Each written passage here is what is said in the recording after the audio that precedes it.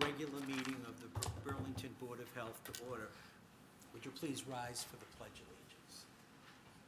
Pledge allegiance to the flag of the United States of America, to the republic for which it stands, one nation, under God, indivisible, with liberty and justice for all.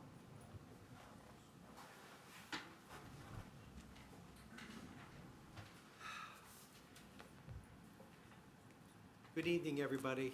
I'm Ed Weiner. I'm Chairman of the Board of Health. With me tonight are Board of Health members Dr. Wayne Saltzman, Mary Beth Welch, and Andrea Sheehan. Our Vice Chairman, David McSweeney, is in California. He is not online, is that correct? Right. I was not expecting him to be because of the time change.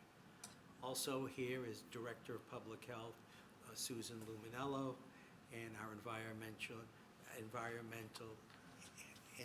engineer, Christine Mathis, and I want to get your title, Associate Health Inspector, Samantha Hardy. So first order of business, our approval of minutes, July 27th and August 24th. You have those this week. We did not have them in our previous meeting. I'd like a motion to approve the minutes for July 27th, 2021. So moved. Second? I have a motion by Dr. Wayne Saltzman, second by Mary Beth Welch. Is that correct? All in favor? Aye. 4-0. And now for August 24th, 2021, do I have a motion for approval? So moved. Motion by Dr. Saltzman, second by Second. Andrea Sheehan. All in favor? Aye. 4-0-0. Oh, I'm sorry. No, 301. 301. Citizens' time. Is there anybody here who is not on the agenda who would like to speak to the board? And that includes anybody online? There is nobody online. Citizens' time. I failed to mention that we have our recording secretary is online this evening. Thank you very much, Dawn McDowell, for joining us this evening. Thank you so much.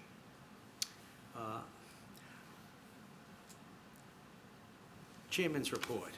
I have a few things I would like to say this evening.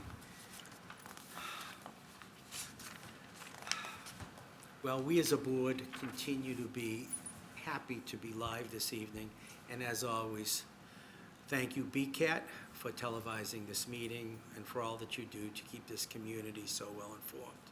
I also want to, and how can I not, acknowledge our professional staff, both sides. Some here tonight. They've been busy over the past weeks, really busy over the past weeks, and it's getting worse. I thank you all for your hard work and commitment to this town. Thank you, everyone. As I've said over and over again, the virus is still with us and will be for who knows how long. People continue to get sick, people die from COVID. Yesterday's Massachusetts reported even a good positivity rate. It is going down. It was 1.87%. However, yesterday, which was a 3-day report, there was still 4,095 new cases in the Commonwealth. 606 people are hospitalized. There are approximately 150 or more in the ICU. Yesterday, they reported 4 additional deaths. And you're wondering how many we've had in the Commonwealth since the beginning of this pandemic. 18,169, and that's a lot of people. If you are one of the 70 million individuals who are not vaccinated and are at risk for a terrible situation, please consider getting vaccinated. And vaccinated or not, consider wearing a mask indoors. For many of your questions, take a look at our Burlington Board of Health website and call us at any time. We're here for you. I usually then ask members of the board if they'd like just to say anything. Any comments whatsoever? Thank you. So thank you. Okay. We've got an interesting agenda this evening, and I would like to take two very quick orders of business out of order. And that is a permit application for a definitive subdivision 4 and 5, 248 Mill Street, the keeping of 4 chickens, and 212 Fox Hill Road, a kennel license recommendation. And while we're thinking about that, I also want to report that there is an application for a definitive subdivision for 4 and 5 Redmond Road. That we have been asked for a postponement to our next meeting by the proponent. And I'd like a motion to take that out of, to postpone that to our next meeting. So moved. Second. I have a motion by Dr. Salzman, second by Andrea Sheehan. All in favor? Aye. Aye. And now I'd like a motion, please, to postpone the 248 Mill Street keeping of 4 chickens and the 212 Fox Hill Road kennel license recommendation out of order. Could I have a motion for that? So moved. I have a motion by Mary Beth Welsh, second by Andrew Sheehan. All in favor? Aye. 4-0-0. Thank you so much. So let's get down for, and this will be presented by our Associate Health Inspector, Samantha Hardy. Which would you like to do first? The 248 Mill Street, the keeping of 4 chickens? We'll start with them. They're not Okay. here right now. They're not here right now? Yes, down here. Oh, you're here. Yeah. Didn't see you. Would you please come up to the desk? You know, I don't want to go afoul here. Thank you. What am I doing? I'm sorry. Just print your name, or sign your name and print your name, Okay, all right. and then your address.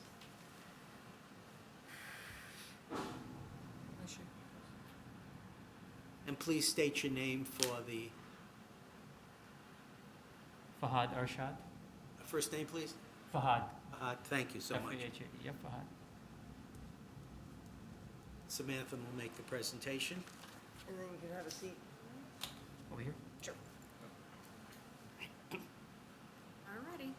So they are proposing to have 4 chickens. So they've already built the coop and, set it up in the yard. I went out, I did the inspection. The only thing was that at the time, they were doing some work on their sprinkler line, so it was pushed, it was a little within the 15 feet, but has that work been done? Yes, It's it's all been done. pushed back? Yes, Okay, all right. so we figured out the location, so it should be within the 15 feet of the lot lines, and everything looks good to me. I don't see why we couldn't issue the permit. Why do you want chickens? Because of my kids. I have 3 kids and they like to have chickens, I guess, instead of having a dog, so I was like, Did you say better than having a dog? yeah, right. Instead of barking at their faces, so I was like, all right. Because we're handling a kennel permit next. All right. I understand. And you know what you need to do. You're well aware. Have you had chickens before? Not really, but I'm actually doing a good job, I guess. It's a commitment. Yes. Okay. Is your son gonna live in the coop? I want him to. That's the picture. That's a big, I took a picture of them. no roosters. No, no roosters. Just 4 chickens. You are recommending approval? Recommending approval. Any questions? Do I have a motion to approve? Motion to approve keeping of 4 chickens at 248 Mill Street. I have a motion. I'll second. Second. Mary Beth Welch, seconds. Any other discussion? Any questions? No, I'm good, thank you. All in favor? Aye. 4-0-0. We wish you well. Thank you. And then the second item is a discussion, which is 212 Fox Hill Road Kennel License Recommendation. Is that individual here? Would you please come up? The hutch seat. Please sign in. print and address. Thank you. This is a recommendation to the town clerk, is that correct?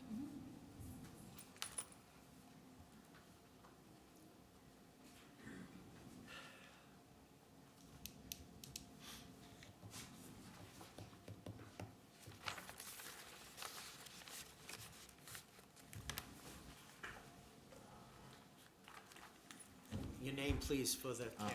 Robert Hurley. Robert, would you like to present? So I went out and did the inspection, so they have 4 dogs, so that's how they fell into the application for the kennel license. So they have 2 dogs downstairs, 2 dogs upstairs, it's kind of a split family house. And everything looked good when I did my inspection, everything was clean and sanitary, and I don't see any reason why we couldn't issue the permit. Any comments? Not really. I mean, we moved in about a little more than a year ago, just before COVID, and my daughter and her husband live upstairs. They had 2 dogs, before they moved in. My wife and I moved in downstairs. We had 2 dogs before we moved in, so that's how we came about with 4 dogs. Well, I appreciate your comment. Sure. Any questions? I just have one minute. So, if to increase, do they have to come back, or is the kennel, I didn't think so, I just. We're not going to increase. That sounds very definitive. That's what my wife said. I have no objection. This is for a recommendation to the town clerk for a kennel license. Mr. Chair, I vote to, or make, Mr. Chair, I make a motion to make a favorable recommendation to the town clerk for the issuance of a kennel license for 212 Fox Hill Road. I have a motion by Dr. Saltzman. Do I have a second? Second. Second by Andrea Sheehan. Anything else? All in favor? Aye. 400. Thank you for coming. We wish you all, welcome to Burlington. Thank you very much. Thank you. Very good. So Take care. far, so good. All right, thank you. Bye. All right. Mr. Chair, a point of order. Yes, sir. With regard to the 405 Redmond Street subdivision. Yes. The letter requested a meeting for October 14th with the Board of Health, which is a Thursday. So I'm That's- certain they understand it's the 12th. It's a typo, and yes. that is- Typographical. Okay, great. Thank you, Dr. Saltzman, for me, I didn't notice that.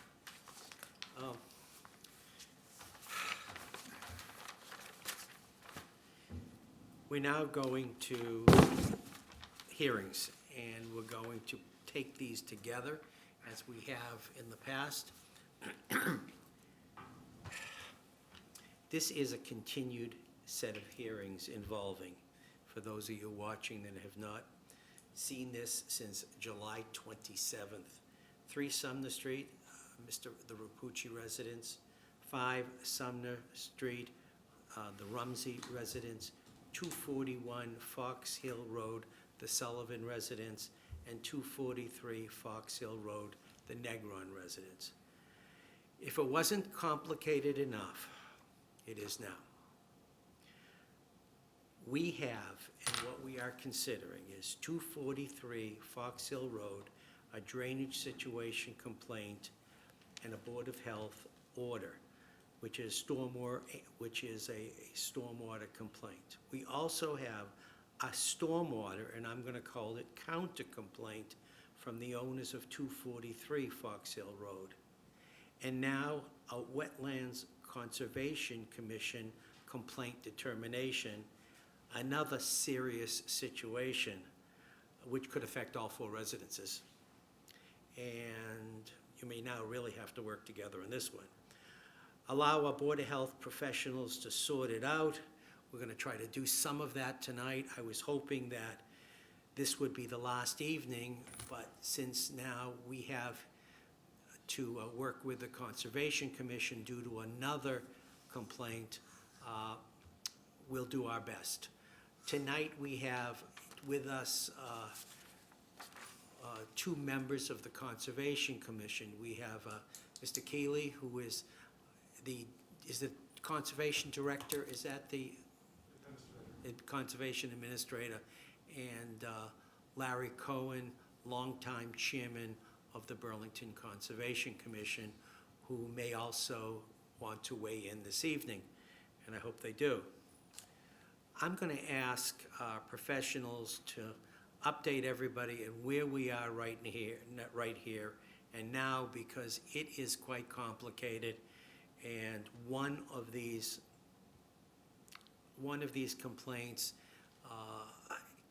affects the other, which affects the other, and we're in no personal land here. So to that end, I'm going to ask, would it be our Director of Public Health, Suzanne Luminello, to put everything in perspective this evening. I have spoken to her numerous times over the past couple of days. Okay, so I'll start with the counter complaint. So the counter complaint was filed in response to the initial complaint that came in for the Negrons property. At the last meeting, the board had said, please investigate the counter complaint, come back to this meeting, and report on that. So Christine and I went out, did a site inspection, and we were accompanied by Mr. Brian Sullivan of the Sullivan residence, and we inspected the sump pump there, and we went and looked in the back of the property and looked at the leaves and the sticks in the back of that property. Then we also went over to the Rumsey property to look at the sump pump over there. Before that meeting, Mr. Sullivan emailed John Keeley of the Conservation Administrator regarding whether or not there was wetlands located on the property. So Mr. Keeley came out with Christine and I during that site inspection to look at the wetlands. So the question about the wetlands during Mr. Keeley's inspection, he did notice some wetland vegetation there. It wasn't clear whether or not that was delineated wetland or jurisdictional wetland, which needs to be 500 square feet to be a jurisdictional wetland. So that's how the question of the wetlands came up during this. Back to the counter complaint, which is a separate issue. So Mr. Sullivan brought up the issue of the wetlands because the question arose, if there are wetlands here on this property, did the owners of 243 Fox Hill Road now fill in a wetland area, which you cannot do. That is not an issue for the Board of Health. That's an issue for the Conservation Commission to sort out, not for this board. So my recommendation, I guess, I'll start with my recommendation on the counter complaint. So the Sullivan property and the Rumsey property. We looked at both sump pumps there, looked at the outfall location, looked at the distance from the property lines, and it was my determination that both of the outlets areas were far enough away from the property line that they would infiltrate on the property where it's generated. And that's what's listed in our regulations.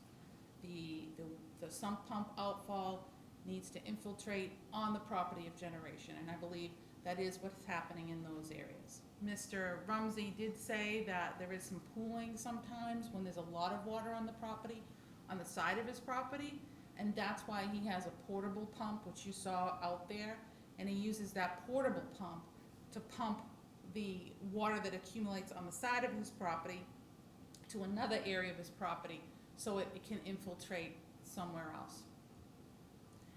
So the Sullivan, so back to the Sullivan property, so that's the sump pumps. I don't think it's a violation of the sump pumps. The dumping of the yard debris. So the counter complaint talked about the stormwater regulations and saying that it was a violation of the stormwater regulations because they put the yard debris there, which then caused the water to, the alteration of the land, which caused the inability to infiltrate. But those regulations, Section 4A of the stormwater regulations state that they apply to all new development and redevelopment projects. So the dumping of the yard debris is not a new development or a redevelopment project. Therefore, it wouldn't apply here. But I do, in my opinion, I do believe that Mass General Law 111, Section 122, which is the nuisance law, does apply, which gives the Board of Health the ability to write orders under that regulation. And it's my opinion that this would be a violation of that, because the dumping of the yard debris takes up volume, and especially if this is a wetland area, it's allowing less area, less square footage to hold water, and therefore causing more of a water issue in this area. So by putting the yard debris there, putting the leaves there, they're taking up volume, which causes more water to go and pool in another area. Now also, and this is for the Conservation Commission, if this is a wetland area, and it's determined to be a wetland area, you can't dump yard debris and leaves and things like that into a wetland. That's a separate issue for the Conservation Commission. So, first of all, I'll ask the environmental engineer, was there anything else you'd like to add? Okay. So what are you exactly, I want to make sure that I understand this fully, is that you're recommending that we order the Sullivans to clean up some of the debris that they've placed in their backyard? Yes. Okay. And have you spoken? And there also was in that counter complaint, it also mentioned the Rapucci's, and that the Rapucci's were putting yard debris in this same area. All of the yard debris that I saw that appeared to be a problem, or what I determined to be a problem, was on the Sullivan residence, not on the Rapucci residence. And then I did ask Mr. Sullivan if Mr. Rapucci put his yard debris there, and he said no. There was other yard debris that was put more upland, in an upland area, which didn't seem to be a problem or an issue with regards to the water storage of the area. Have you spoken to Mr. Sullivan? Mr. Sullivan is here, I see him. Yeah. Mr. Sullivan is here, about removing some of that? Yes, I did. He seemed willing to do that. I think that's something that he did discuss with his sister, and he said that would be something that they would be willing to do. So are you going to make an order for that? Yes, so yes, Okay, you will make an order yes. to that. I wanted to bring it here to the board before I did the written order, but I will do the written order after this discussion. Okay. One other question, and I think, do we vote on that order, or only if the Sullivan family decides to, would this come to us for a vote, or some decide to dispute that order? So, yeah, they have the right to a hearing the same way that the Negrons, they got the order, they requested the hearing. The Sullivans could do the same thing if they want to. I don't know if that's something that they... So we don't have to vote on that this evening, or would you like us to? No, you don't have to. Okay. I'm reporting to you on the investigation on the counter complaint. Okay. I'll ask Mr. Sullivan, would you like to say anything? Yeah, should I come up? Sure.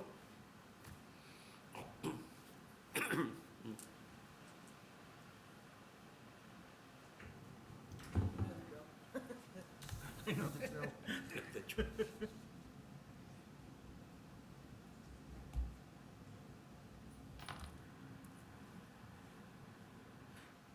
Director, just to be clear, the finding is irrespective of whether or not the area is wetlands, right? Right, so there would be, if the area is wetlands, there's another issue there by putting that in this area, and that would be, you can't put that. And I'll have another question along Under the those. Wetlands Protection Act. Yeah. This is not under that, this is the nuisance regulation, because putting all that stuff there has now created more of a water problem in this area. And thereby created a nuisance. I'll have more questions, Mr. Chair, but I want Mr. Sullivan to speak. Please. Thank you. So this is new information, the nuisance complaint, I wasn't aware. Mr. Sullivan, I'm sorry, can you Yep, sorry. bring the microphone Yeah, closer we to you? didn't have a discussion on what regulation it would fall under. The counter complaint did say the drainage or stormwater regulations, but yeah. Right, so it is what it is, so we can't change that. It's a law in the books. I'm not going to fight the law in the books. But it does appear to me that, you know, to force an order on us to clean up the leaves without the larger problem of the Negrons filling in their land, that too is a nuisance. We have not yet even got to that. Please, we have not forgotten. I That we have to do step, since you were the easiest to take care of right now. That's the Yes. first time anybody's ever said that to me in my life. And because you made another, quote, complaint to the Conservation Commission, now we have to do things in order. And I- that's where we're going. I get that. I would just appreciate that the board would consider tabling that recommendation until after we get everything resolved with the entire issue. We have no objections to trying to help out to preserve the wetland area and to bring it back to its natural state. But we just want to see an equitable situation occur where all the parties are going towards the right solution. I understand, but we have to do them in sections or whatever, in each individual complaint. Right. So, I'm just asking for a tabling I of it understand. until after. I mean, it's Well- just fair. there's no order yet. That's We true. haven't, there's no order yet, so we're not voting on anything because you haven't received an order. I haven't seen an order, we've only heard about an order.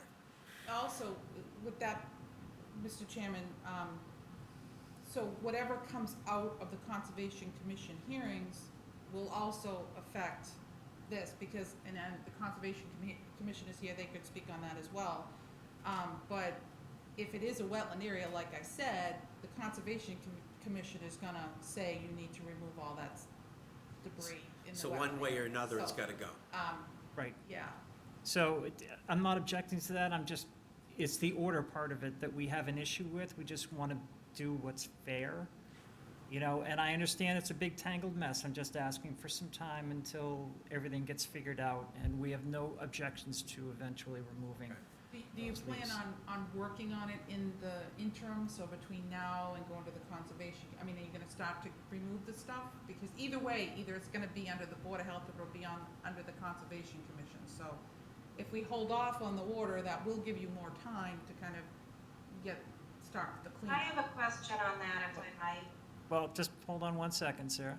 Sarah, So considering that winter is fast approaching, you know, in a few months, and we have to look at that as far as doing what's right for the property, I mean, we're gonna get together as a family and put our heads together for the best solution. But I'm just asking for an equitable tabling of that. That's all I'm asking. thank you.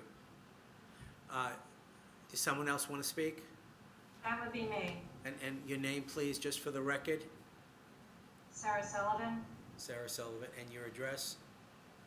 I live in New Jersey. Do you Okay, need- no, we do have it on file, thank you. I wanted to make sure you're the same one. Okay, please, go ahead.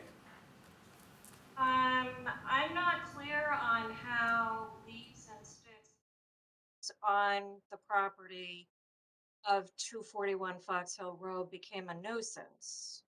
So I don't feel as though I was able to come to an understanding of that, so I'm gonna need help with that. The other thing is can someone explain to me? I'm having a hard time. If this has been going on for 50 years, but now all of a sudden it's a nuisance because somebody changed their property and closed up a drain, and now 3 properties are flooding. Someone needs to explain to me how the leaves and sticks at 241 are contributing to that, because leaves and sticks don't make water. I'm Susan? sorry if I sound a little irritated, but I am. Susan, Mhm. address that. Sure. So this is true, this has been, They said it's been going on for many, many years. It looks like it's been going on for many, many years. You can see at the bottom of it that it's starting to, there's a lot of decomposition there. But this is the first time we've seen it. We haven't had any other calls on it. We haven't been out there. We haven't been asked to look at this. So that's one thing. The other thing, as far as the leaves and sticks, like I said previously, it's taking up volume in the area. So when you put leaves and sticks and debris into an area that holds water, that water is gonna be displaced somewhere else. And in this case, it's being displaced over to the Rapucci's property. I'm not saying that what was done, I'm not looking at this in combination with the other property at 243, because I'm not saying that that did not have an impact as well. What I'm saying here is this also has an impact on the water storage volume there. Director, So then every year, would the Sullivans be expected to haul out all the leaves that fall off the trees in the woods? And what about the trees? If it is a wetland area, you can't dump in a wetland area. But it So hasn't been a wetland expectation- area for 50 years. We don't know whether it is a wetland area. We do not know, but it was your representative who brought this up. And since now it is an issue because you brought it up, that's what it is. So now it has come to light. We're gonna have the Conservation Commission help us out in a few minutes and talk about it, but that's what happened. And On the two different levels now, that debris is now in violation. Whether it is for us or whether it is a wetland, which that determination will take place because you asked for that determination, whether it is or not, it's now gonna be cleaned. so, Well, it was asked regarding, did the Negrons have the right to do what they did? By We are not basically yet. sending the water from their property over to everyone else's. We are not there yet. You have to understand, as I explained. There are 3 separate complaints here, and we're trying to weed them out, and literally. So that's where we are. so Director, just a point of clarification, the size that we're talking about with the leaves as compared to the potential size of the wetlands, what would you say is the proper ratio? I don't know what the size of the wetlands, and I don't even know if there's wetlands out there. I think that's a question right now. And I'm not a wetland scientist. I wouldn't even want to give my opinion on that. So that's why the Conservation Commission needs to weigh in here. Right, so the leaves are, Pandora's box has been opened. it is, and I apologize for that, but No, these you didn't. questions have to be answered, you know. It's When I was a kid, that was a wetlands, and if that's the way it needs to naturally go back to, fine, we will do our best efforts to get rid of those leaves in compliance with your wishes, but we will. it's just irritating, to say the least, that the larger problem still has not. Should not been be dealt with irritating because we appropriately. haven't got there yet. I'm just saying, if you put yourself in my shoes, you. I might- understand. I understand that, but look, I understand what you're saying. There's no question. It's question whether the first 243 Fox Hill Road drainage situation complaint, which is still being discussed. Yep. That has not gone away. But since there was a second complaint that you've dumped, and that was investigated, as I said, and now with the possibility of wetlands, that even confounds the issue, as they say. So that's where we are right now, and I think you understand that none of this is going away, and at some point, we're gonna have to, as a board, address 243 Fox Hill, the drainage situation, because this is still a hearing. And second issue now, it'll be totally handled in a different way, one way or the other, if it is deemed a, what kind of wetland? Jurisdictional wetland, which is, and I am being educated by my colleague of more than 60 years or so, who told me that that has to be greater than 500 square feet. So, and I'm not sure what that is.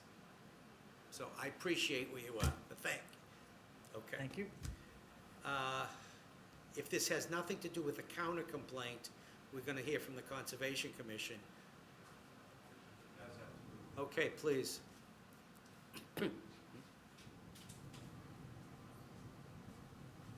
And the issue of, okay, you can go ahead, but our staff has determined that the sump pump issue is not an issue. Well, I want to speak to that point, You can, if you'd like. if I might. Of course. First of all, I want to make clear with regard to the discussion about, we're talking about leaves to be removed, as if they're leaves that just are falling from the tree. I want to make clear. I don't care, let's put this in What- perspective. This is not, I think our director has said, this is not leaves falling down the tree. This is material that was in place there for quite a long time. And it's not just sticks in matter. I This is grass clippings that have been cut on the property, and week after week, month after month, for decades. So we're not talking about, Have you seen the order? I haven't seen the order. no. And that's gonna be But I just cleaned. want to, this is a massive amount. Our Director of Public Health and our environmental engineer will determine what needs to go. And I think that has been made very clear. And I do want to, I want to make the point that I didn't just file the counter complaint to respond back against the neighbors that one said you complained. did. But I did it also for the reason that I've known from experience, that unless there is a matter that falls within the jurisdiction where, you know, I'm not going to talk to the defense that we have on the first violation. I'm going to say that if you believe that there are conditions that need to be corrected, my counter complaint gave it to you where you, if you so found, could make an order that would be appropriate to deal with the problem. And I So- agree to that, and we will have an order which is appropriate to the issue. And that's where I'm now going to talk to, on the counter complaint, the sump pump, the waterfall issue, and ask the board to look at the macro area of what we're dealing with regard to the property owners. And that is that these sump pumps, and I point out that the one day, and I'm not faulting, they chose that day, they're busy, they have things to do. I believe there's been an inadequate viewing on the sump pumps. Why? Why do I say that? Because that day there was no rain. There was no rain for 5 days. We're talking about outflow, direction of sump pump water of some magnitude. And we're saying, because this board walked that site once, maybe you need to look at it again to see that it's in a downward direction and the water is capable of flowing not only on the surface, but under the ground to the area that pools. So my point is this. But 1 second, Ms. Mathis, how many times have you been on that property and seen those sump pumps? So from the first hearing on July 27th through my most recent visit with the director and the conservation administrator, I believe it's 16 visits. 16 visits. How long were you there? How many visits were you there? I was there 3 or 4. I can't remember. But I was there multiple times. Have you been there? I think I was there maybe three or four. But I'm only sorry. once on the counter complaint to examine them in operation during the rainfall. Okay. That's the point. Right?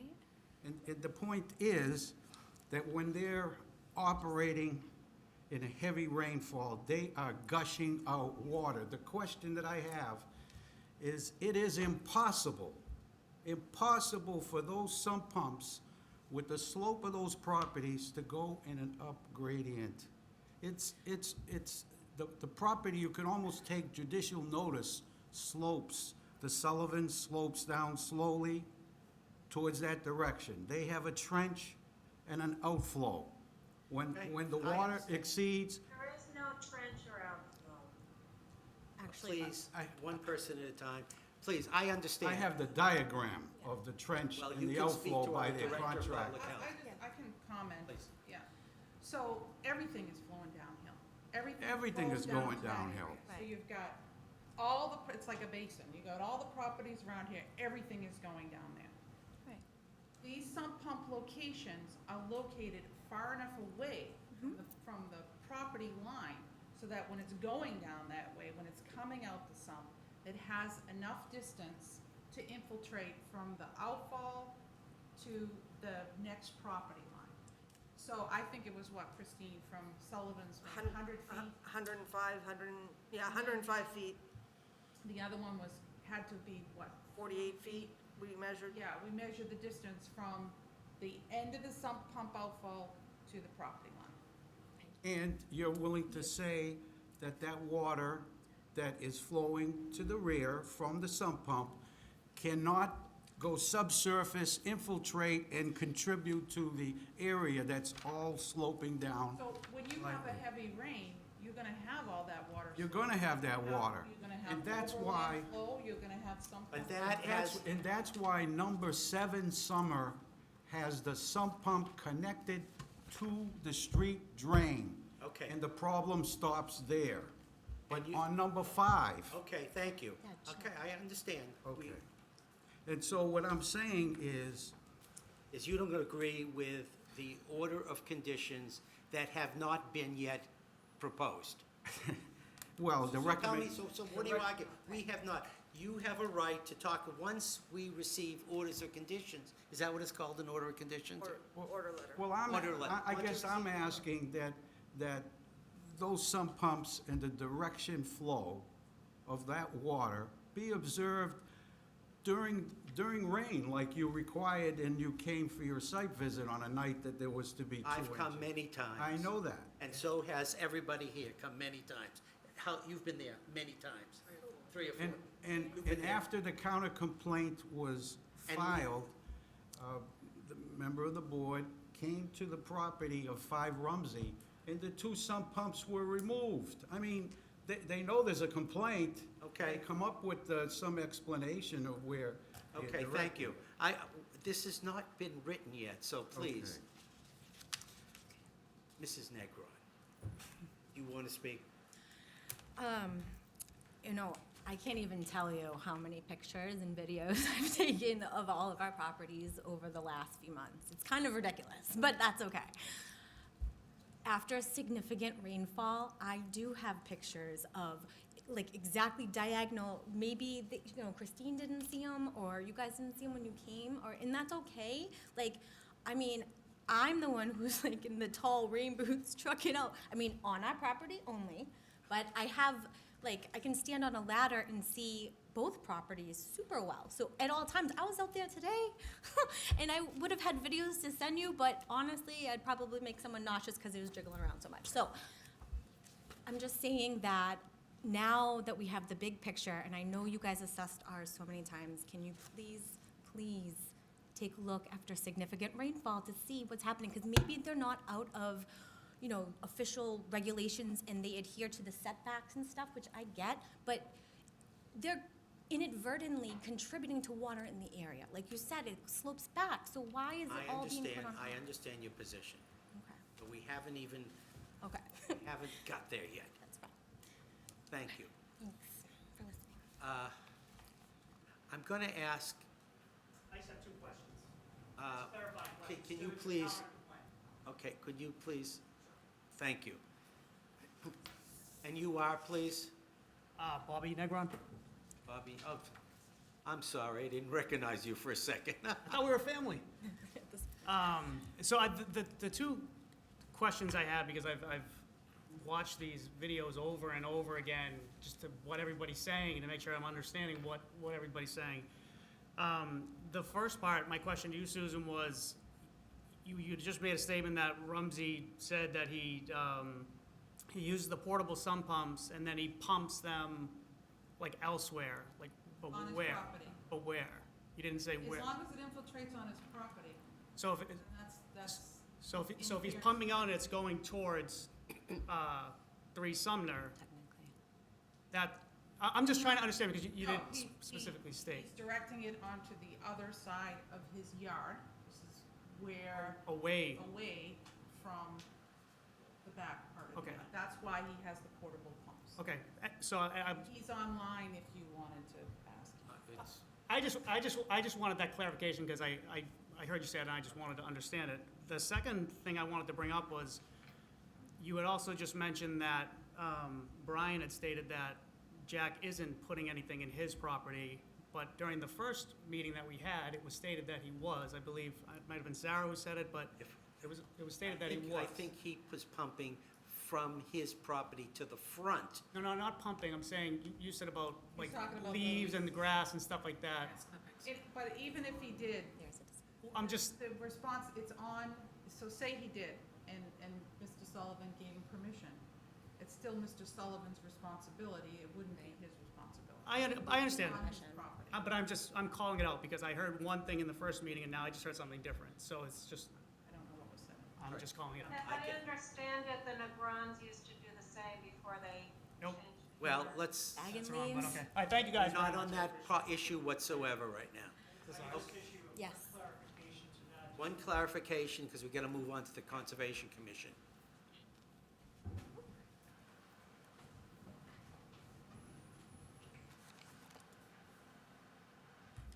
So I'll make this really quick, 2 seconds. So this whole alleged dumping on our property came from Mrs. Negron coming over to my wife, who was raking leaves in the front yard, coincidentally, and said that, by the way, just so you know, Jack is putting his leaves on your property. We had never seen him do that or witnessed him do that. But it doesn't make any difference. Right, I'm just saying, as a point of reference, so we're getting it from the Negrons that this was happening. Okay? So, I just want to clarify that record that we've It's never seen hearsay. that happen. Thank you. Okay. Now, here we are here. You're going to write an order. Will that order be that order is a public document, correct? Yes. Your order for the counter complaint is a public document, and everybody will be able to see it, correct? Yes. Okay. So just, I can take some direction from the board if you want me to wait until after the Conservation Commission weighs in, because if it is a wetland, the Conservation Commission, and maybe you want to hear from them first, may make them, do something more extensive, or I'm not sure what Conservation Commission would do. Okay, I'm willing to do that, but let's hear. We have here tonight Mr. Keeley, the Administrator of the Conservation, and Larry. They have been thrown into the fire, and thank you both for coming. I know that I've spoken to Mr. Cohen, Chairman and Chairman, and he agreed to be here tonight. Thank you. Can you just walk us through what's going on your part right now, so I understand? And it would be very helpful, because we've got to come to some conclusions in the next meeting or so. And please also let us know when you're meeting, when you're going to be discussing this, or when you think that you will have some type of a recommendation. Wanna go first? And then we'll talk about what's before the commission, the status of it. Okay. So after getting an email from Mr. Sullivan, I agreed to go look at the property again. I had seen it in, I think, May with Christine. At that time, Mr. Rapucci had called, and we went out to his property and looked at it. And it didn't look like there was much of a wetland there, and we just decided that the Board of Health would proceed. And then I got the email from Mr. Sullivan, and obviously this summer has been really wet, so they've had a lot of flooding issues. So I agreed to go out and revisit it and see if possibly there was a jurisdictional wetland there. So I did go out last week with Christine and Susan, and looked at it, and there's possibly a small wetland there. So let me just explain. So the Wetland Protection Act is not in play here. The Massachusetts Wetland Protection Act protects bordering vegetated wetlands, wetlands that border a brook or a lake or something like that. But an isolated wetland, which is totally self-enclosed, is not protected under the Wetlands Protection Act, except in rare cases when it's isolated land subject to flooding, which is really large areas. But in Burlington, we have a Burlington Wetland Bylaw, which is stricter than the State Wetlands Protection Act. And under our bylaw, we protect isolated wetlands of a size greater than 500 square feet. So in this case, I went out there to try to determine, and frankly, it's a very difficult area to judge. Historically, there was a larger wetland there. We have wetland maps from the 1970s that show a fairly large isolated wetland. But sometime in the 1970s or 80s, apparently somebody installed a drain out there. And that drain basically drained up that wetlands for the most part. And so the vegetation is all sort of reverted back to vegetation, which isn't really, it's sort of borderline vegetation, which isn't really easy to read. We call it facultative, which means it grows half the time in a wetland, half the time in an upland. So it's not a very easy area to read. In addition, the size of it is really hard to judge. You may get remnant wetland soils showing up there because it was a wetland for probably hundreds of years, but it may not any longer be a wetland because the drain had been installed. Is that drain still there? So from what I understand, the drain was either covered up or removed as part of this filling operation. That was what I was led to believe. So that's the pipe so we saw the pipe going out into the stormwater system. The neighbors say it's there, the Negron said that they didn't see any drain. So the Negron said there was no drain, and then the neighbors, Mr. Rapucci, said there was a drain. Okay, thank you. So it would be difficult to determine, but it's possible. I mean, if somebody were to hire a wetland professional, independent wetland scientist to evaluate the area, which would include getting soil samples and doing a plant survey, they could determine whether or not there's a wetland out there and what the size of it is. If it's 500, so this is basically on the property of 241. If the size is 500 square feet or greater, then there's a jurisdictional wetland. If the size is close to 500 feet and it goes right up to the property line of 243, it may be possible to infer that that it continued onto that property and a portion of that isolated wetland was filled during that filling operation. If somebody goes out there and evaluates it and there's a wetland, an isolated wetland of 100 square feet and it goes up to the property line, it probably was always under our threshold of 500 square feet.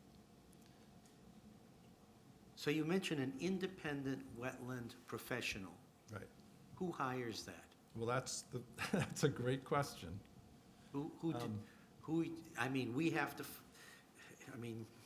where does that put us, Susan? Yeah, Now I'm confused. I mean, if nobody's gonna hire, that's an expensive process, I'm sure, a very expensive process. Who would be the person who would want to hire that? That would be Mr. Sullivan, who's made the complaint. Well, the wetland, what appears to be the remnant wetland is on his property. So if somebody were to go on the property of 243 and look for a wetland and stay right on their property, they're not going to find a wetland. Okay, so if nobody decides to pay for this independent wetlands professional, what happens? Well, it actually depends on whether someone has filed a formal request for determination. We would not be able to, the commission would not be able to make a finding unless sufficient evidence was presented to them in the terms of wetlands plants, soils, whether there's herbaceous later, what kind of trees, what kind of shrubs are there. Right now, I'm told there are no herbaceous layer, so that would be one solid indication that there is a wetland.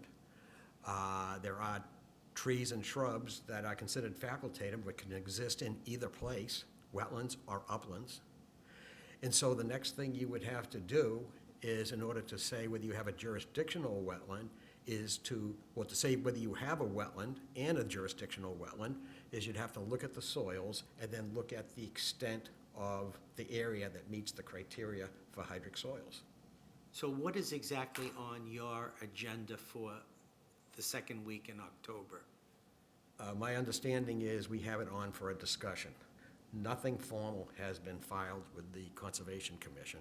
So- If it was a request for determination, we would hold a meeting at a scheduled time. If it was a notice of intent for sufficient work, then of course it would be a hearing.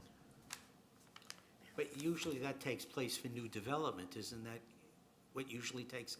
It takes place when there is substantive alteration of a wetland or work done close to a wetland.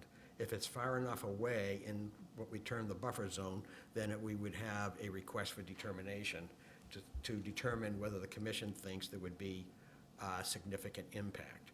If there is not likely to be significant impact because they're 50, 60, 70 feet away, then we would issue a negative conditional determination, which essentially says that if the party involved adheres to simple precautions, might be erosion controls or whatever it may be, 10 or 12 precautions, routine precautions, then the commission is thinking there is no need for a more formal process, a notice of intent hearing. So we're really on new grounds. I'm the one who suggested putting it on our agenda just for a discussion item. This isn't typical. I mean, if we had an enforcement issue, we would issue an enforcement order and order the violator to come in and appear before the Conservation Commission. We don't even know at this point whether there was a violation because we don't even know if we have a jurisdictional wetland. So we're just going to discuss it and see if we can come up with a solution on maybe how to determine whether or not there's a jurisdictional wetland and who would pay for doing that. Okay, can you order an independent wetlands professional? You can't order that to happen. No, because Okay. we don't know that there's a wetland. If we order somebody to do it and then they go out there and there's no wetland, And then the other question which supersedes that is, do you have a formal, is this considered, what Mr. Sullivan requested, is that considered a formal request? no, it was just an email asking me, to look at it, and I offered to go look at it, but it was not a formal. So with all due respect, if nobody's gonna pay for this independent wetland scientist and you can't order it, then where does that leave the Board of Health? Can we just go on and make a determination ourselves? If nobody's ever going to be able to tell us if it's a wetland or not. And I'm not sure if Mr. Sullivan's going to wanna pay for that. Well, I'm not sure that we should be the ones to pay for it, considering most likely that would be on 243 to pay for. Well, then, you made the request. I made the request for a determination whether they should have filed a permit or provided substantial evidence that there wouldn't be an impact on our wetlands. And that, correct me if I'm wrong, John, would be the process they would need to go through. If there was any question at all that there was a wetlands, they would need to file a request with, detail of what the project entailed to determine whether there would be an impact on an existing wetland. Let me make a comment here, Mr. Sullivan. Typically, what happens when somebody is proposing filling or some work on a property, if they're at all conscientious, they go to the building department. And then they might go, if they know a little bit about wetlands, they say, well, do I have anything that is encumbering the operation further? Like, do I need something from the Conservation Commission? They will go and they look at the wetlands overlay maps. Then they might look at the flooding maps to see if there's anything on there. Then they might look at our stream maps to see, are there any major streams, all of which is none. This is unfortunately a gray area because there are some wetlands plants, and even if you recognize them as potentially wetlands plants, even though they can exist in either place, you are it's not a given with an isolated wetland under the bylaw that you would have anything that would be jurisdictional. The only time where somebody typically looks into this in more detail is when they have a depression in their yard, and there are some wetland plants, and they want to fill it and level their yard. We've had a number of cases like that. And what we tell them is you may have a jurisdictional wetland, and you need to get a professional. And if you can show us the information that shows there is less than 500 square feet, both in terms of soils and wetlands plants that make up a judgment, then you're all set. Do whatever you like, fill it in. It's not, we don't regulate such a thing, but if it's greater than 500 square feet, they say that it is protected and you're not allowed to fill it in. But no permit or information was sought to determine that before the work was actually done. So that's correct, but in the defense of the Negrons, this wetland is not shown on any of our maps. We have online GIS maps, we have other maps, and the only map that shows this is an old 1976 map of what they call statutory wetlands, but that map is not generally available to the public. So at least according to what they documented, submitted for documentation, they did look and couldn't find anything that indicated there was a wetland there. So for Larry, is it worthwhile you even discussing it? Well, if you'll allow me some leeway, I've given this some thought. Please. And I'd like to offer a few comments, and if you need to cut me off, then feel free. I won't cut you off. You never cut me off. No, that's fine. You know, the commission, I've been on the commission greater than 30 years. And in that time, we routinely have complaints and issues regarding flooding. And trying to assign one particular action as the cause of flooding is very difficult. In this situation, I will offer sort of like a personal view. The commission has not talked about this, so I'm not representing the commission. I'm representing myself as being on the commission. And there's a number of factors probably contributing to this particular situation. Some more than others. The first one, you've talked about some pump discharges, and I have to tell you, it's probably a contribution, but a modest contribution. Not like the main cause, and trying to assign it as the main cause is probably not correct. Water generally follows the topography, but it also travels underground, so you can have a discharge quite a few feet away, and it is likely that the underground water will not just sink vertically, will sink laterally and follow the contour of the land. That is very typical of oftentimes what happens. So if you're looking at land where there's sources of water, say sump pump discharges, sure, you can saturate the land, and therefore when more water falls from the sky or other sources, or flows over land from other sources, it's not going to sink in very fast. It's like a rain garden that just doesn't, it's saturated, it just doesn't sink in. It takes time. The leaves and the debris, as your health agent told you, I think she's correct. The leaves and debris take up volume, okay? And years and years and years, of course, take up volume. And when you take up volume, it does two things. It means there is less room for the water that flows to the low area, and so it spreads out more. And now it's in people's backyards, and it's not a very good situation. It also, the leaves and debris probably reduces infiltration, and so it doesn't filter quite as well. A third thing is, there was some vegetation removed, I think, on 243, and for the same reason, instead of water sort of running off to the low area, if you have trees and vegetation, they take up a large amount of water.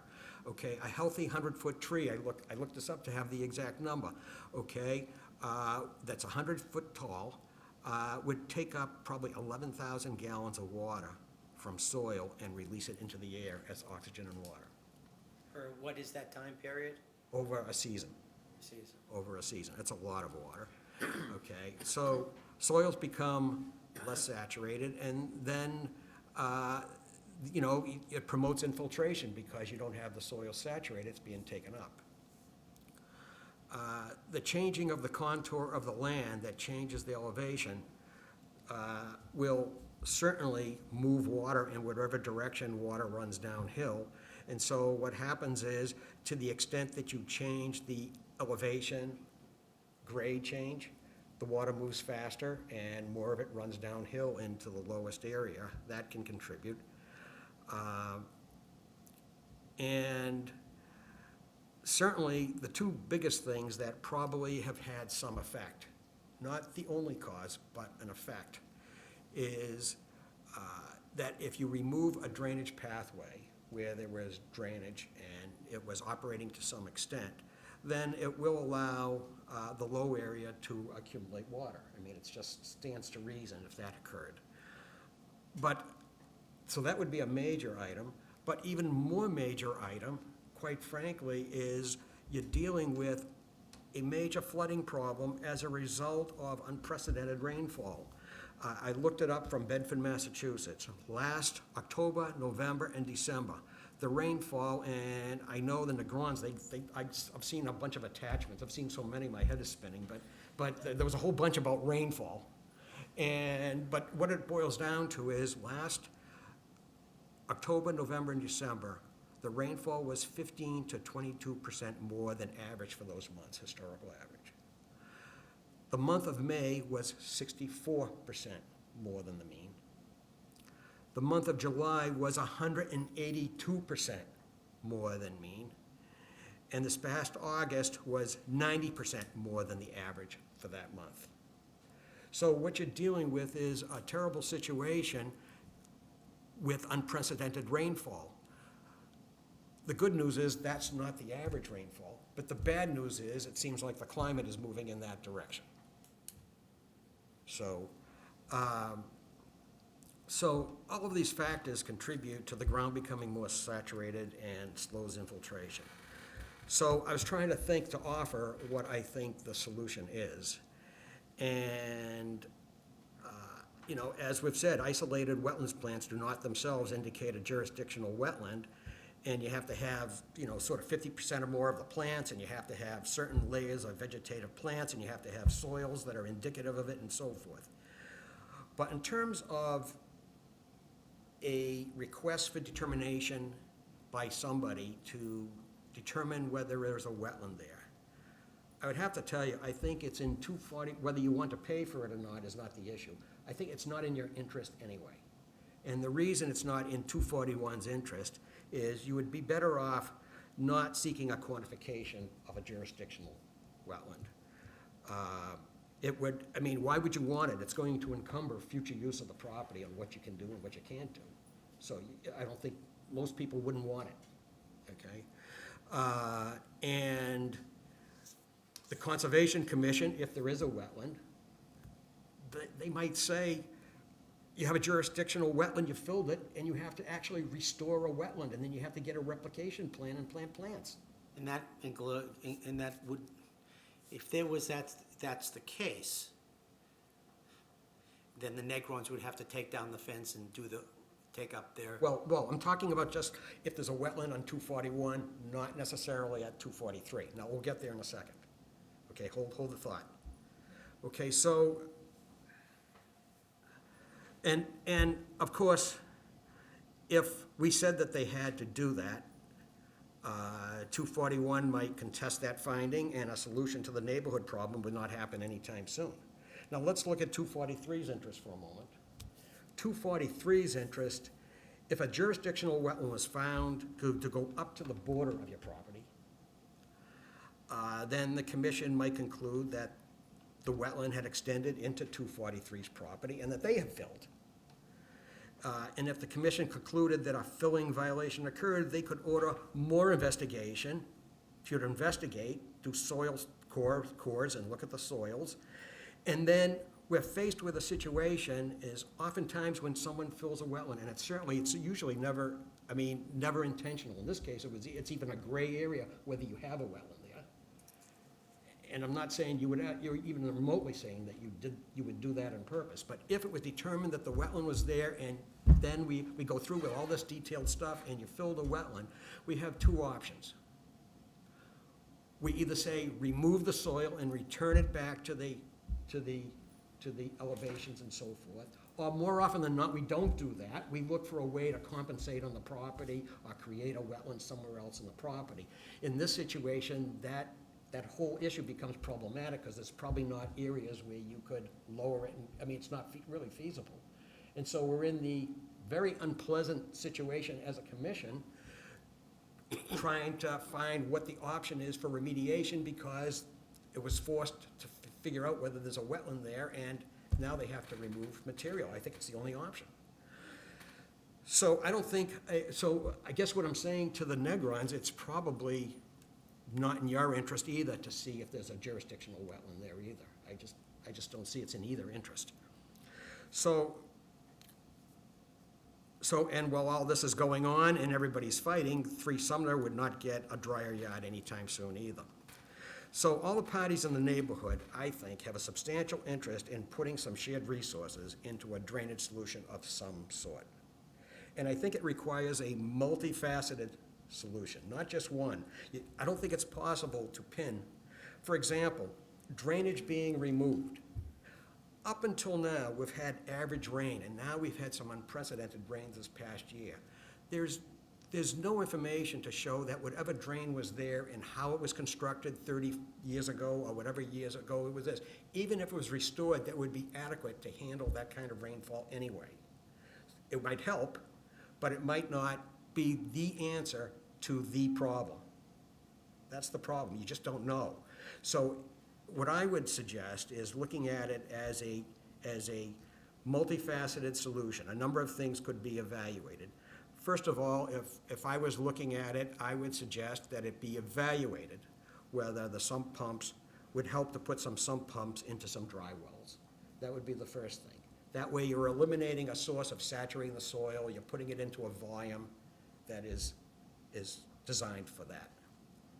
The second thing is I would plant wet soil trees, things like red maple and river birch. They can live in rather soggy soil. A lot of trees cannot, but certain kinds of trees take up a lot of water and are typically found in very, very wet areas, and they take up a lot of water. So a red maple and river birch are 2 very common trees that would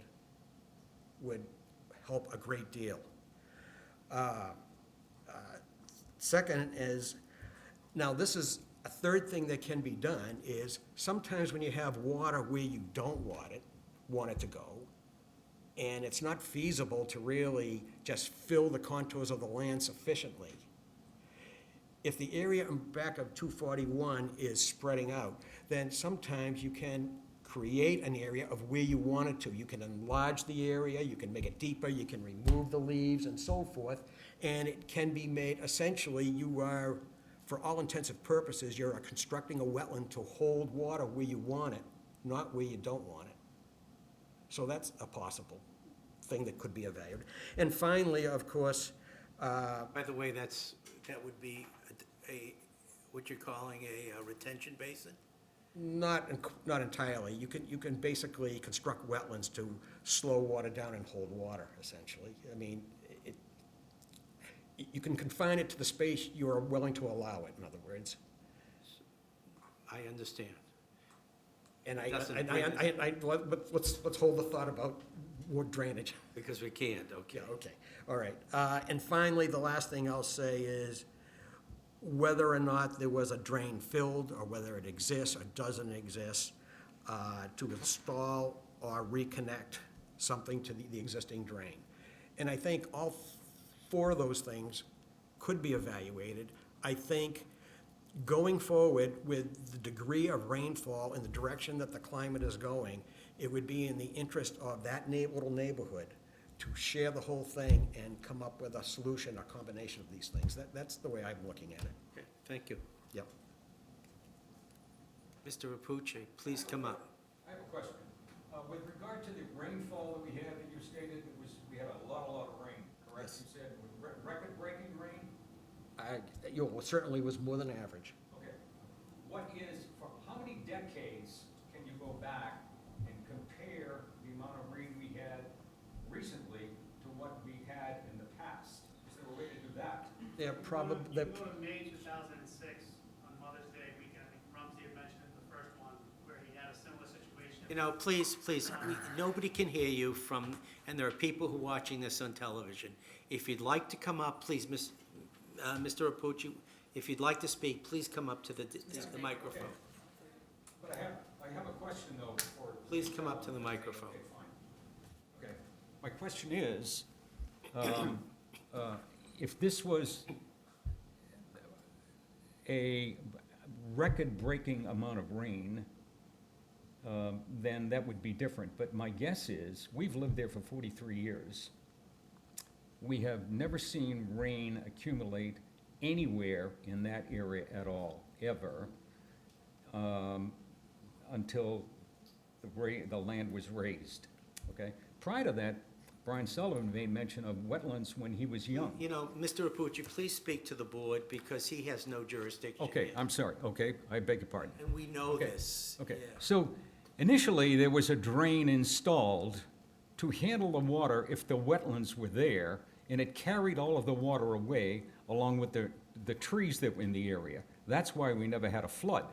Now, all of a sudden, we've created a wetland by raising that property, and the water has nowhere to go because the drain is plugged up. And I understand, Mr. And then it Rapucci, comes this way. I hate to cut you off, and I don't mean to be Okay. disrespectful, but we're not talking about that issue right now. Okay. Okay, Mr. Rapucci, we have to talk about, at some point, the original Okay. complaint. And we're not talking about that. And he has just, as chairman of the Conservation Commission, and as an engineer, and as a professional in town government in this area for 30 years, With all due respect. it is what it is, you know, and I admire Mr. Cohen, but we Thank you. gotta figure this out. Okay. Thank you, Larry, I appreciate it, as always, You're welcome. you know. Okay, so you will, what is the date that's on your discussion? It's October 14th. October 14th, and our meeting is? The 12th and the 26th. So after the 14th is the 26th. So we have to wait for them. You don't, I mean, this is entirely up to the board. If you want to wait or you want to rule on this now, you don't have to. The thing is if, and I don't know if Larry can answer this, but, you know, the only reason why I would recommend that you wait would be is if something comes out of the Conservation Commission meeting that differs from what the board would require, so say if you uphold the order letter, then if they go to the Conservation Commission and the Conservation Commission says, well, you can't, you know, do this type of repair, then it may be in conflict with what the Conservation Commission says. It doesn't sound like that's the way that it's gonna go, based on what the Conservation Larry has said. So, Dr. Saltzman, the wisdom of the former chair. We're in a bind now, so I think we need to wait until the Conservation Committee decides what it's going to decide, and then we need to revisit. At first, I was thinking that the two issues are mutually exclusive. We have found a nuisance order, and the Conservation Committee may or may not determine that there's a jurisdictional wetland. And I thought the two were separate. But clearly, the two were intermingled, and, you know, not sure what else to say, except we are in this situation now, and I think that we need, you can say the order letter is pending Conservation Committee findings, and this is what we find, and I guess you could do that and get it out of the way. we have town council on the line too. I don't know if you want him to weigh in. Oh, we do. Attorney Tallerman. Attorney Talman, would you like to make, I tend to be of the view that we should let the Concom work on their track and I wouldn't call them mutually exclusive because they're obviously interrelated, but the standard that you're reviewing things under your bylaw in chapter 111 is different than what the Concom would be viewing.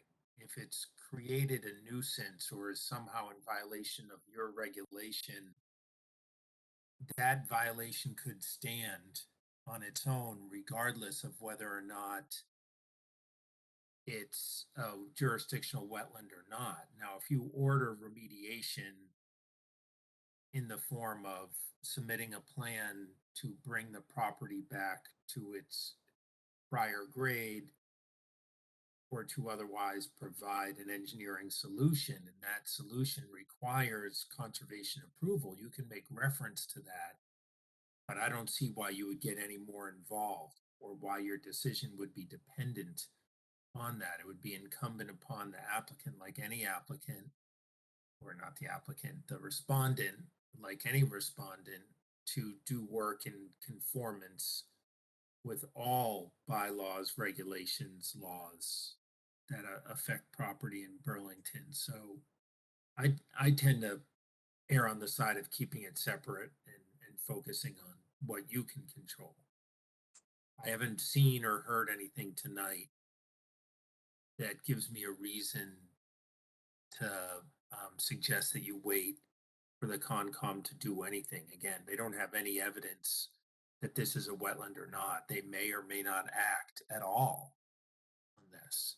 So that's just my view on it. I know that sometimes it's frustrating that these regulatory schemes are like two ships that pass, but that is sometimes the reality, that you can only do what you can do.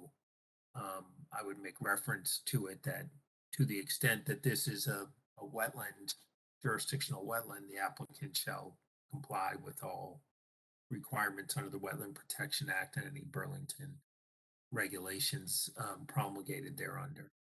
But otherwise, I'd keep it closer to what your regulations state and what you can do under Chapter 111.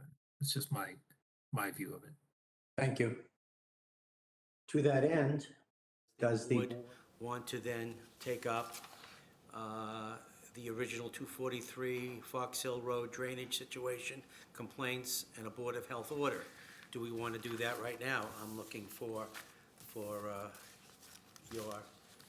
your wishes right now. Or do you want to wait? I'm looking for a motion, if you want to wait, to postpone, or we can go ahead in the 243 drainage situation. Let's go. Okay, then, if there's no motion to continue? Okay, there's no motion to continue. Then we then bring up 243 Fox Hill Road, the drainage situation, complaints, and a Board of Health order. And this is a stormwater complaint. The order has been made by the Director of Public Health and the environmental engineer. We're going to discuss that now. Is there any more to discuss? Do we uphold that order? Or do we dismiss that order? Or do we continue that order at this point in time? I'm looking for a motion right now.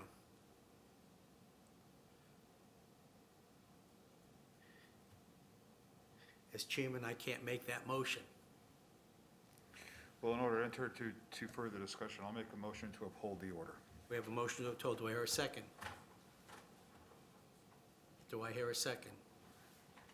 I cannot second.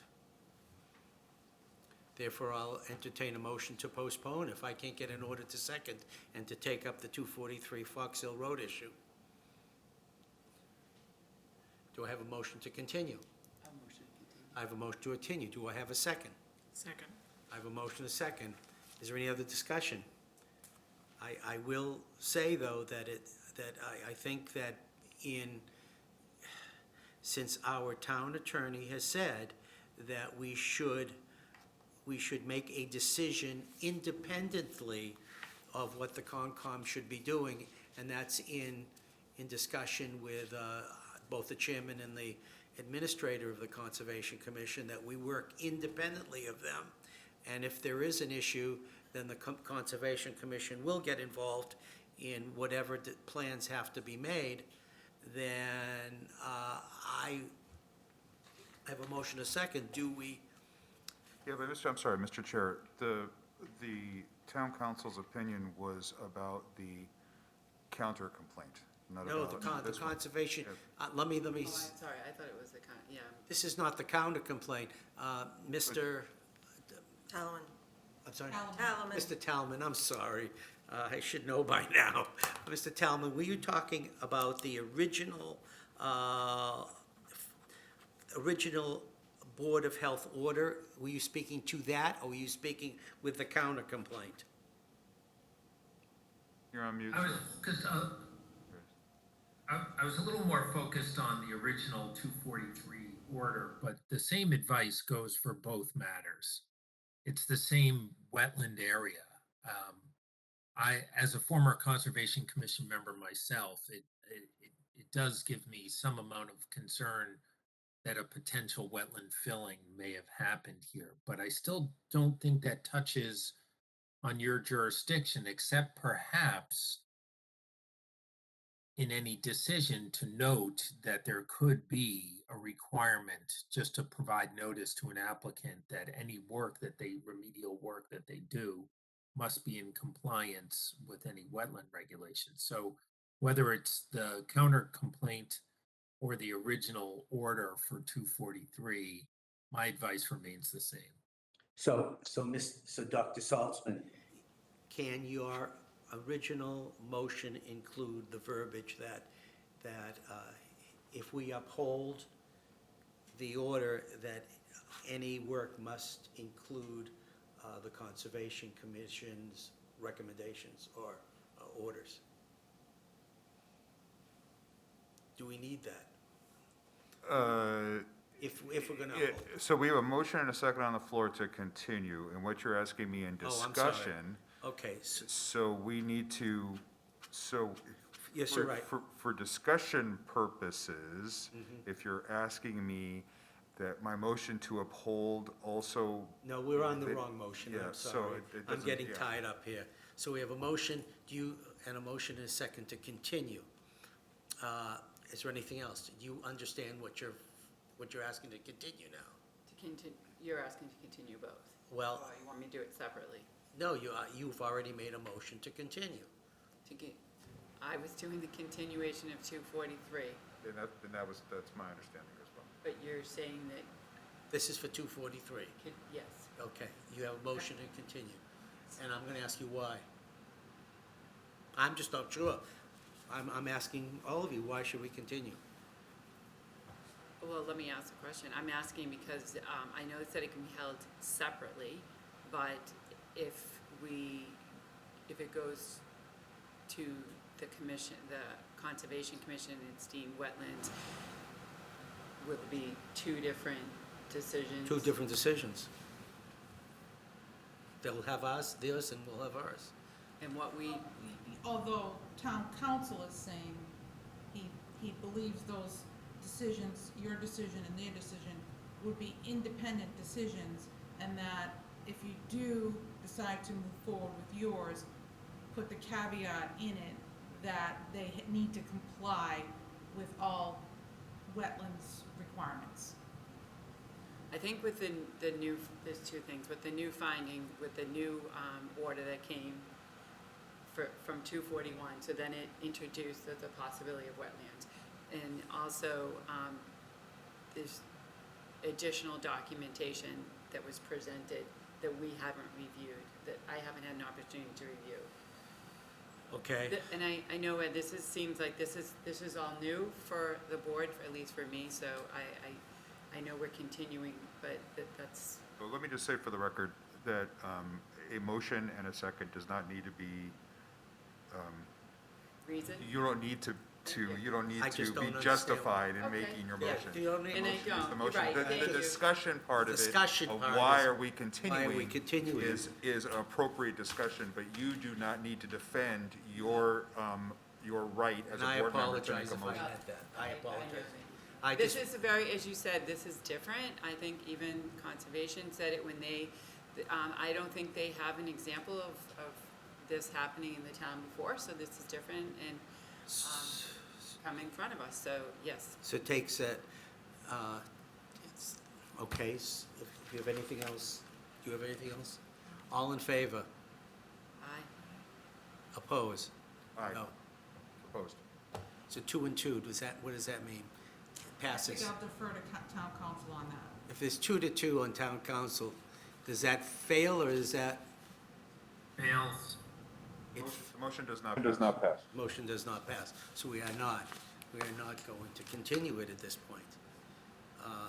I mean, if we're going to be independent and,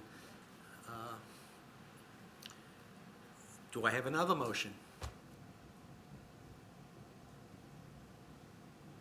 I can make the same motion. Motion to uphold the 243, I'm getting a little hypoglycemic. Motion to uphold the 243, Original order letter. Order letter. order. And I'm sorry, so that motion is valid, I make that motion, but to town council, once again, we're talking about, you know, a separate issue with regard to conservation, right? So my making a motion to also include conservation's thoughts on this is not necessary in the big picture, right? So do I have a, That's town council. that's on council's, so do I have a second? So it's like he's here, I'm actually looking at him, but I don't think he knows that I'm talking to him. Yeah, so my reference would be, I agree. It's not necessary that you tie this any more than you have to conservation. My only thought was that if you make a motion and you want to at least make the property owner cognizant of a potential obligation, then you would note in your decision to uphold it, you know, that uphold it and do whatever remedial stuff is in there.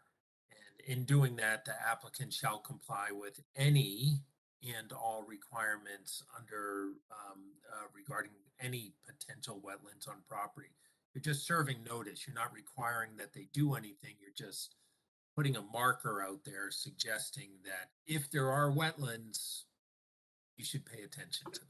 That's all. No, That's I all appreciate was that. Yeah, I appreciate that, respect that. Mr. Chair, I would amend my motion to uphold the original 243 order with the addition that depending on Conservation Commission's findings, that if this is a wetland, that the obligation to uphold any issuances from the Conservation Committee also be applied, Okay, I guess. do I have a second?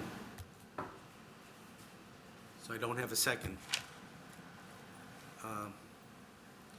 I guess, can I second it? I guess I can. Yeah, the town Okay, I'll council said second. yeah. Okay. Okay, so all in favor of that? Well, is there any discussion? Is there any discussion? No more. All in favor? Aye. Aye. Okay, it's 2-2. Let's go back. Can I suggest that if we hold this to the next meeting? So, Mr. Since Chair, we are in- yeah. Since that we postpone this to the next meeting, that we will have a full board. Yeah. And we can determine it at that time. And this is unfortunate, but Mr. Chair, because we don't have a full board. So, and I respect my colleagues very much. Mr. Chair, under the circumstances of our not having a full board this evening, I make a motion to postpone this vote on 243, I'm only talking about 243 now, to our next board meeting. Second? Assuming we have a full board. So assume we have a full board. Second? Okay, I think we've gone through this. Any other discussion? If not, all in favor? Aye. 4-0-0. Mr. Talman, thank you so much for everything. I don't know if I got to thank you on the last times, but thank you so much. You have been Solomon-like, so thank you. And now I know. Happy to be of any assistance that the board needs. Thank you so much. There we go. Next meeting, we will make a decision. one way or the other to uphold. Yes, sir. I have a point just to consider. So October 14th is the discussion in front of the Conservation Commission. We do not know as yet or ever whether a request for determination will be made. I'm just raising the point. Does it make sense to the board to pick the date next following the 14th where we might have clarity if no request for determination has been filed? Our town lawyer, town council has told us that that's a separate issue. We will make a decision. I know this has gone on since July 27th, and since we have at this point a split board on what we're going to be doing here, then I'm going to say that I will see you all again in 2 weeks. With that, thank you. You're welcome to stay. You're welcome to stay. Mr. Cohen, thank you. Mr. Keeney, thank you so much. Again.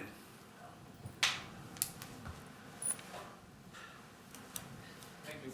Thank you. Thank you to the Rapucci, the Rumsey, the Sullivan, the Negron families. Thank you all. I apologize. If I do that, this is frustrating. You want me to drink? I do. I do. No, I'm kidding. All right. Get to the good stuff. Next order of business. I get to, in person, I get to ask for the Associate Health Inspector staff report.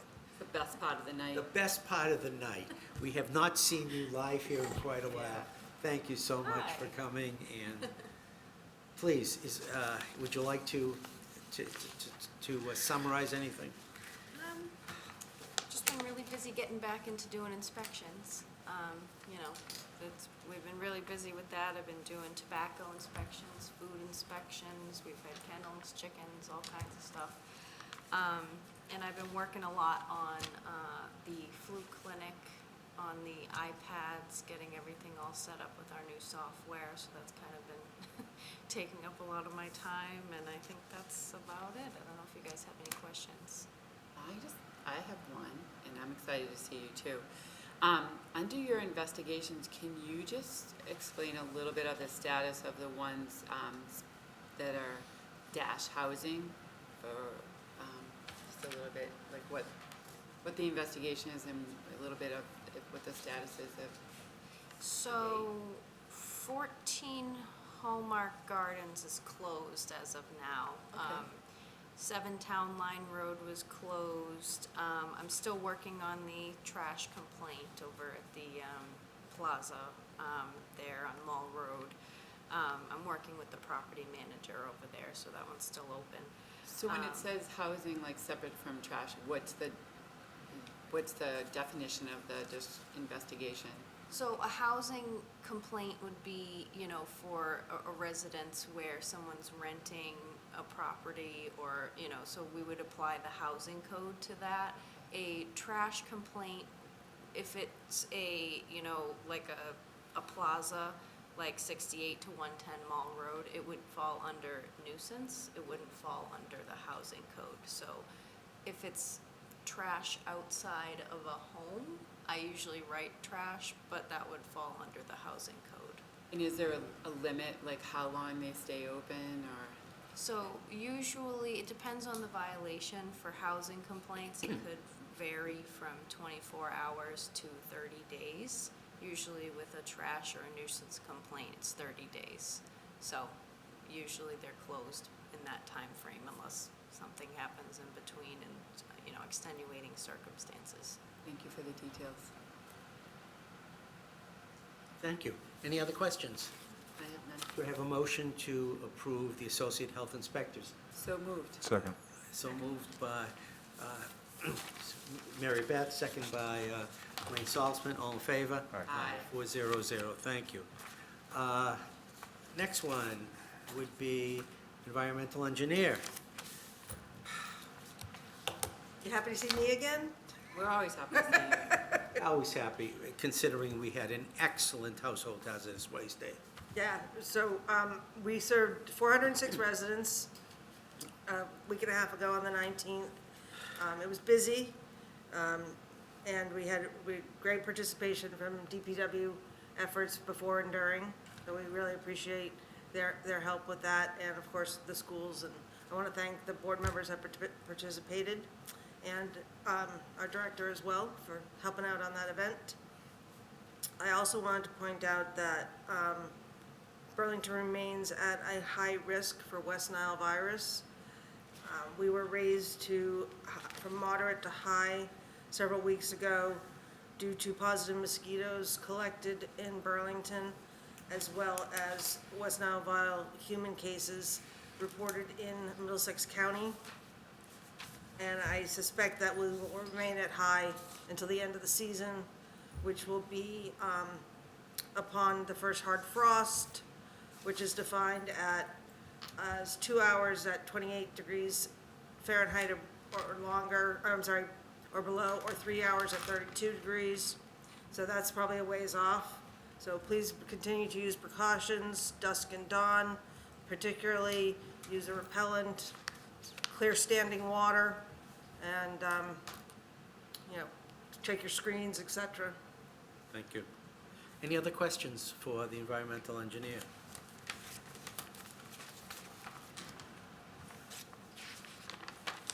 Make sure I have nothing here.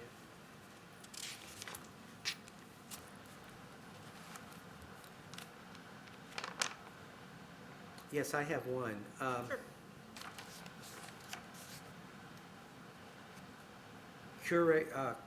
Curia Translate Bio IBC meeting, are they a new group? No, so Curia, AMRI at Okay. 99 South Bedford Street changed their name to Curia. They came before the board with Translate Bio Yes. to get a biological safety permit this winter, spring. That was approved. We had a supplemental IBC meeting because they are looking to, it's the exact same equipment. It is the same rooms, same personnel. They're just looking to use a different protein and develop a different, not a vaccine, a different treatment, but still BSL-1, and the IBC approved it, approved the protocol. And who was the community IBC representative? That is Jim Harrison. Jim Harrison, okay. Thank you so much, Jim Harrison, who's been doing this for more than 10 years, I think. Yep. So thank you, Jim. I appreciate it. Okay, thank you. Do I have a Motion to approve the environmental I engineer have a report. motion approved by Wayne Salzman, second by Andrew Sheehan, all in favor? Aye. 400. And last, and not least, Certainly not least. Susan Luminello. She will be representing the health agent's report and the supervisory nurse. And I'll take the health agent's report first. Does anybody have any questions on that? Just reviewing it again. I don't Okay. think I did, but I will I then- think I'm good. And then, Thank you. under that also, the supervising nurse, is there any questions? No questions, which brings us to the Director of Public Health. Do we have any questions for her? I have one. And just, you could just, if you have any more update on the associate director, I know that Yes, so we held interviews, yeah, I Last week apologize for with that, I had a the full family board. emergency. and the full board voted to offer the position to one of the candidates, and we are still in discussions now. The chairman is in discussion. with Great, that. thank you, and I know you shared that with me, I just thought it'd be great to let folks know. Any other questions? I have one question. I've received a number of phone calls requesting whether we are going to be doing any third dose of vaccine to those individuals who received vaccine through us.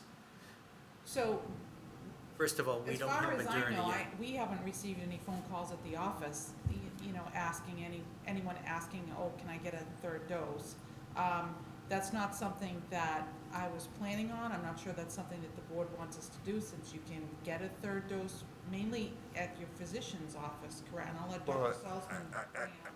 I mean, my suggestion, Mr. Chair, would be that the Board of Health does not take on that responsibility, that the retail pharmacies in town are available for that. If folks can get their flu shots and their third doses if they're willing to do so at the same time.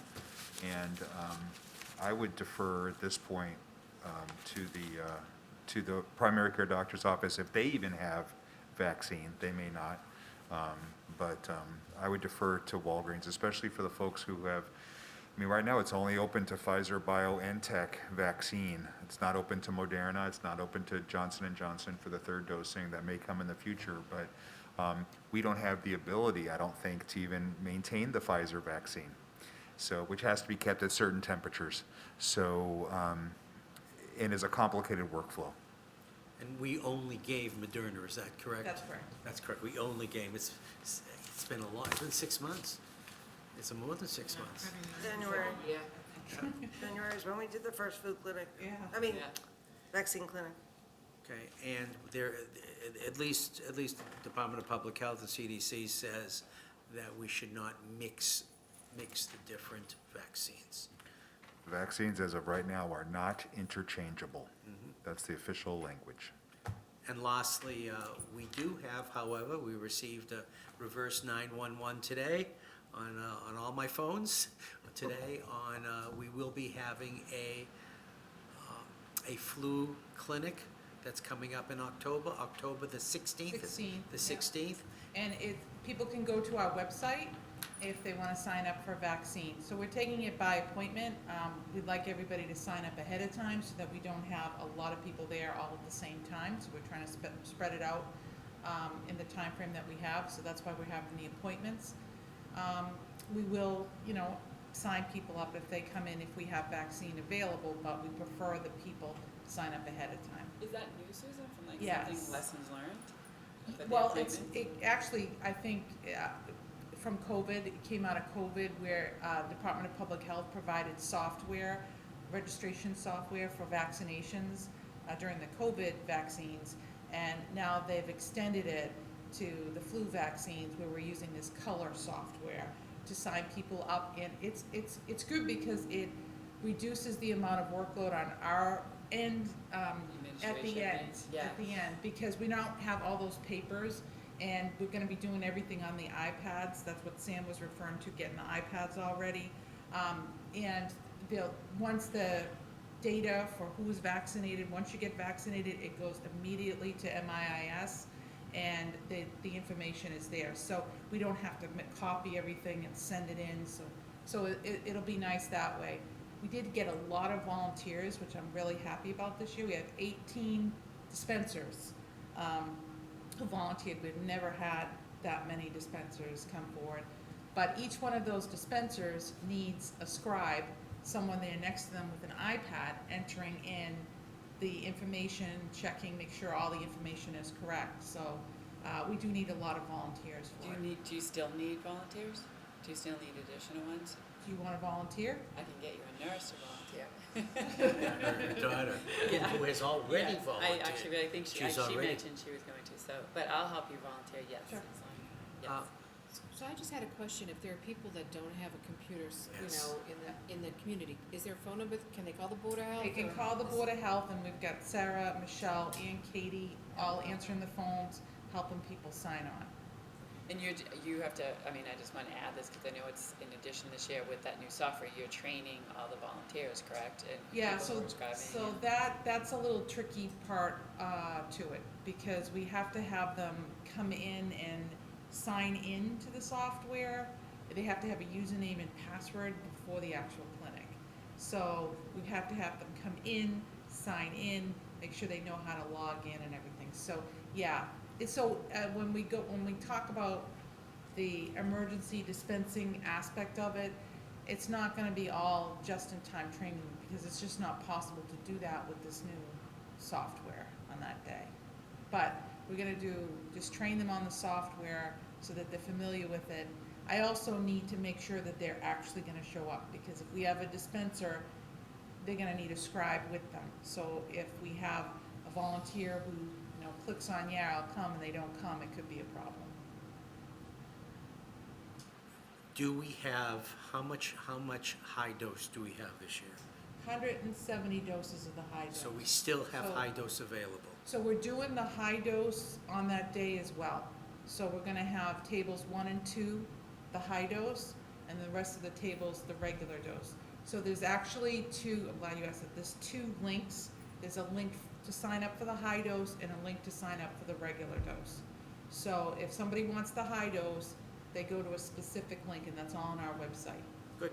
Or they could call the office and we'll help them with it. And there's still high dose available. Yes. Okay. Very good. Do I have a motion to approve the Director of Public Health's report? Motion. A motion by Mary Beth, second by? Second. By Andrea. All in favor? Aye. 400. Motion to adjourn. So moved. Motion by Wayne Saltzman, second by Mary Beth. All in favor? Aye. Good night, everybody. It's been a long night. We'll see you in October.